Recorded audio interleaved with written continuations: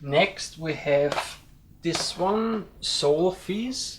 And Soulfees is a side-scrolling shooter in the style of R-Type. It's a space shooter. In my opinion, it is an average game. I mean, the graphics are, yeah, also average, I would say. The music is actually not bad, and also the sound effects are okay. But yeah, it's not really my kind of game, and I would prefer R-Type over Soulfees in the end.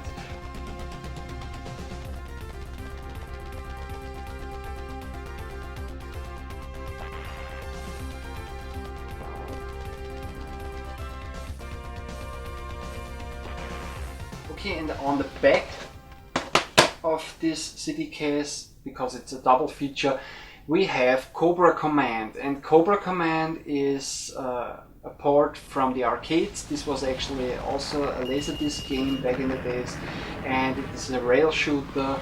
And yeah, what can I say? It is a rail shooter, and the video quality in Cobra Command is above average, I would say. Not very good, but still okay. But the sound effects and the music in this game are actually pretty cool. And this is also one of those Laserdisc games, so I would recommend it, but if you are not into the Laserdisc games, then yeah, you're also not gonna like Cobra Command.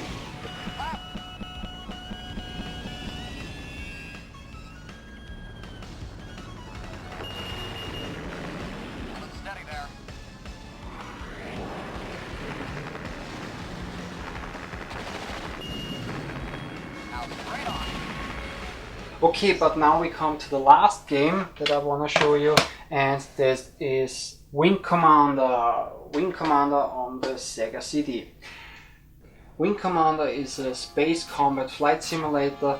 I guess everybody knows the Wing Commander series. If not, this is the first game in the Wing Commander series, and yeah, it is set in a far distant future, somewhere around the year 2650 or so, where the human race is at war with an cat-like alien race called the Kilrathis, and you are a fighter pilot on a carrier called Tiger's Claw, and you fly missions for the human race, also called the Terran Confederation, and yeah, you fly all kinds of missions, patrol missions, escort missions, and of course attack missions.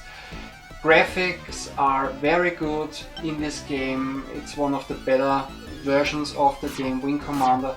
One very interesting thing about this version of Wing Commander is that Wing Commander on the Sega CD, for all the dialogue in this game they used voice actors, and this is the only version that uses voice actors. Normally you would have to read the dialogue on the bottom of the screen, but in this game, like I said, they used voice actors, which is pretty cool. And the music is also amazing in this game, also the sound effects are great, and Wing Commander is one game that I would highly recommend to every video gamer, especially because Wing Commander is my favorite video game series of all time.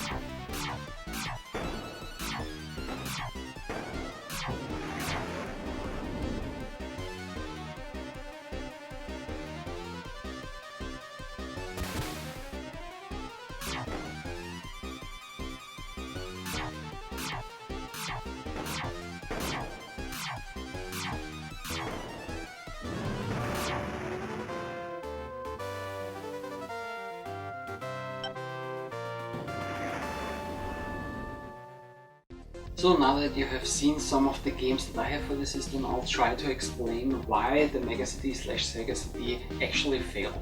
I mean, the biggest reason for almost every system why you would call it a failure is that, for instance, on the Mega CD/Sega CD, Sega estimated that the systems would sell much better than they actually did in the end.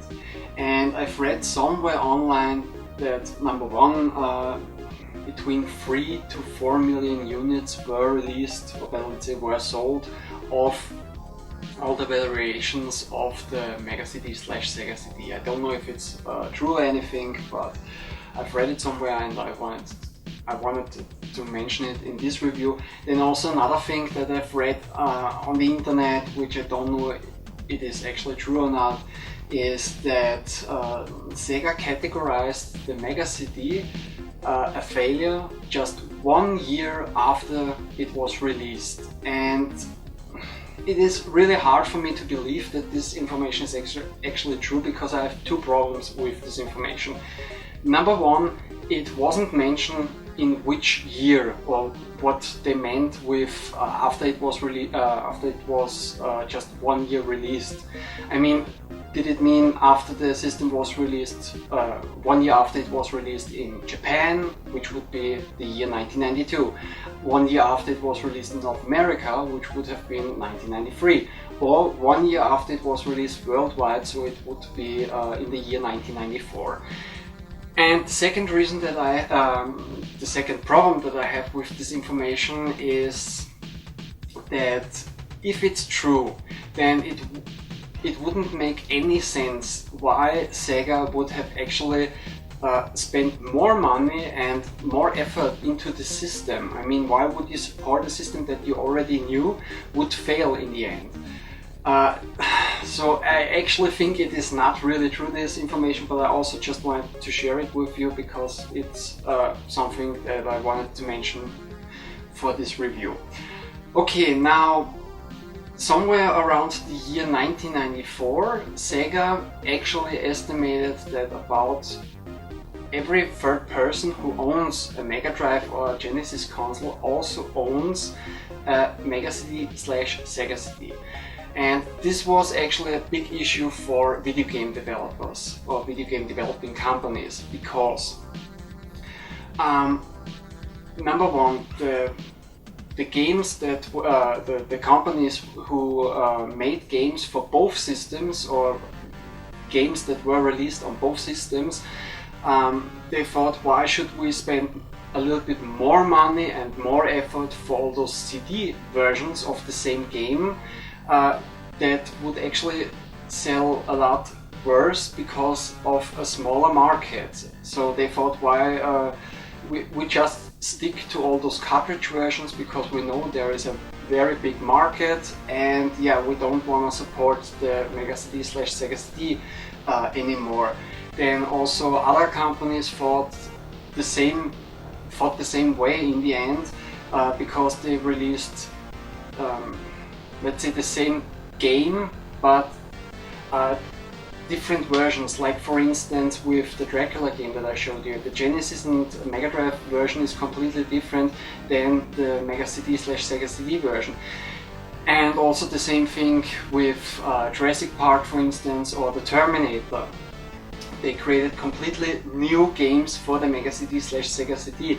And yeah, also a lot of the there was not much support of third-party developers for the Mega CD/Sega CD. Also all those big companies, big third-party companies, like for instance Capcom, that mainly worked for Nintendo, they didn't want to risk their relationship with Nintendo, so they didn't make any games for those systems, for the Mega CD/Sega CD. So this was also a big issue or a big problem for Sega, that they didn't have that much support from third-party developers.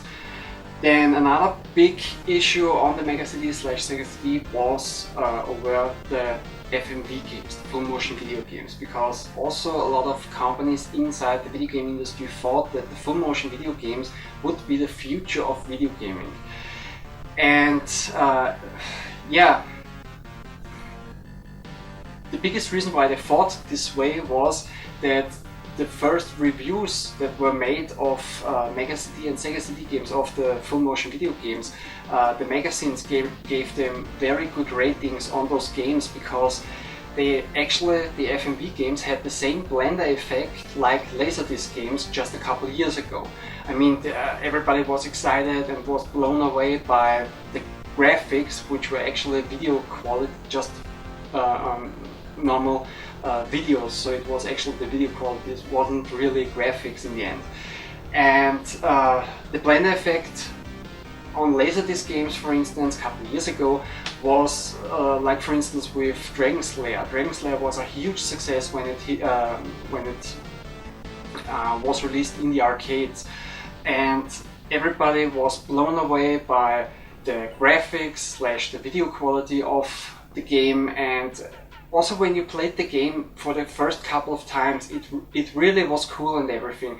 But very soon the people realized that there was not much to the games. I mean, you couldn't control much in the games, and yeah, besides those quick time events, there was not much to the games. So after Dragon Slayer, then Space Ace was released. It was also cool, but people started to get bored with those games, and this was the same. Yeah, it was the same thing with the full motion video games. I mean, you had all the cutscenes and everything, but there was not much to the games. I mean, yeah, yes, you had rail shooters, like for instance, Sewer Shark, which was one of the first full motion video games which got really good reviews or good or high scores from the video game magazines at the time. But yeah, very soon people realized that there's not much that you can actually do in those games, and it's almost like watching a movie. So this yeah, was also a very big issue for the system in the end, because a lot of people thought that this was the future of video games, and in the end it actually the same fate occurred to the FMV games like the Laserdisc games just a couple of years ago. And in the end, the real future for video games was 3D games. Then, yeah, another common reason why a lot of systems failed was that in the early 90s, using CDs for video games was a very young technology, and a lot of consumers yeah, didn't thought that it would succeed. And they also thought that this was a phase like all the video game systems that used Laserdiscs. So yeah, they didn't have faith in the CD at all. And then another reason, I guess, was that the Mega CD, especially at the beginning, it was an add-on, and in order to use this add-on device you would have to own a Mega Drive or a Genesis console, and even then you would have to pay a lot more than actually for the console to own a Mega CD slash Sega CD and also to use it. Or if you don't actually have a Mega Drive or a Genesis, then you could also buy one of the combo systems, which costs even more back in the days. And the last thing, or the last reason that I can think of why the system failed, was in the end that in the 90s there was a lot of competition. So also a lot of people would have thought that before I buy an add-on for my Mega Drive or a Genesis console, I better spend my money and buy a completely brand new system, like for instance a 3DO or a Philips CDI or an Amiga CD32 or whatever, or I wait until Nintendo released their CD add-on for the Super Nintendo. So yeah, those are basically all the reasons that I can think of why the Mega CD slash Sega CD failed in the end. Okay, I personally think it's a very cool system. I love it, especially because I mean, the 90s for me were a very exciting and interesting time, because there were so many things that the companies tried out for the first time, because they thought this is our opportunity now. We can create some new things, we use some new ideas, and even though a lot of those ideas failed in the end, because of all the failures that were made in the video game industry, we have today's consoles, today's games, today's accessories. So I personally think it's a very awesome system. I love to collect photo systems, and if you are interested in buying one of those systems, I would actually, yeah, I would actually recommend every system. But if it's just that you want to start with collecting or to play the Mega CD games or the Sega CD games, then I would recommend that you start with a Mega CD Model 2 or a Sega CD Model 2, because those are the most common ones. This is the best sold version of the Mega CD slash Sega CD, and yeah, it is cheaper, especially today, to get one of those, and it is also one of the more reliable systems. because there are no rubber belts, like for instance in the Mega CD Model 1, and there's also not a motorized tray or anything. It was cheaper made, let's call it like that, or it was a cost reduced version, so there are few things that can break on the system. And yeah, if you wanted to start with a Mega CD / Sega CD collection or anything, then I would highly recommend this one. Okay, now I'm gonna give you some prices that you can estimate on eBay. The prices range from, let's say, loose systems that are still in working order or in working condition, up to mint with box and everything, but not sealed ones. So for every sealed system or anything, you can estimate a lot more than I'm gonna tell you right now. Okay, now for a Mega CD / Sega CD Model 1, you have to estimate between, you would have to pay about between $80 to $500. Then for a Mega CD / Sega CD Model 2, you would have to pay between $50 to $400. Then for a JVC XI, you would have to pay about between $120 to $450. Then for a Multi-Mega or a CDX, you would have to pay about between $200 to $700. Then for a Victor or a Sega Wonder Mega Model 1, you would have to pay about between $400 to $2,000. Yeah. They were expensive back in the day, and today they are even more expensive, and they are pretty hard to find also. And for a Wonder Mega Model 2, you would have to pay about between $200 to $1,000. And I have no idea how much you have to pay for an IVA CSD GM1, because those rarely show up on eBay, and yeah, maybe once or twice a year, and most of those systems are broken, the laser's broken or something. But yeah, I can't give you any estimates on this variation of the Mega CD / Sega CD. Then yeah, for a Datel CDX, Datel Pro CDX converter, you would have to pay about between, let's say, $30 to $100, depending also on the version which you get, the version 1 or version 2. And for the games, you would have to estimate between $5 up to $300. For instance, for Snatcher, it could actually reach prices over $300, and also some of the other really rare games can also reach those prices.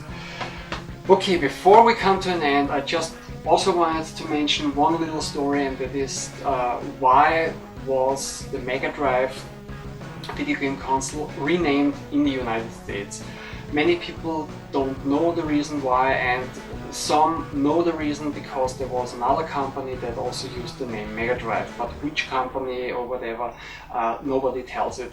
So I just thought I'd share with you also this information, then I can finally end this review. Okay, now the reason is, in 1988 a company started in the United States or in North America, and this company was called Mega Drive Systems, and this company produced in the end storage devices, like for instance so-called RISC-based systems and hard disks and other. They also made I guess some CDRs, the CDR disks, and yeah, like I said, all kinds of storage devices. And yeah, when Sega of America wanted to release the Mega Drive in North America, they checked the market, and then they found that a completely different company already used the name Mega Drive. So in the end they didn't want to also use the name Mega Drive for the Mega Drive / Genesis console, because they feared that this company would try to sue them because of the same name. And if you think about it, I mean, the company Mega Drive Systems was at that time a pretty small company, and if they actually would have sued Sega and they would have won this lawsuit, then yeah, Sega actually would have to pay a lot of money to this company just because they used the same name. So Sega decided to rename the console in North America to Genesis. And the reason why they use this name, I can't really tell you the reason. I mean, okay, on one hand, Genesis means a new beginning, but I've also heard the explanation that they tried to use the name Genesis because of its religious meaning, like the Book of Genesis, and they tried to reach more Christian video game players and everything. I don't think that this is actually the reason why they named the system Genesis, but yeah, I just wanted to also mention this and share this information with you. Okay, but now we are finally at the end of my review of the Sega Mega CD / the Sega CD. I really hope you enjoyed the show. Maybe see you next time. Take care. Bye!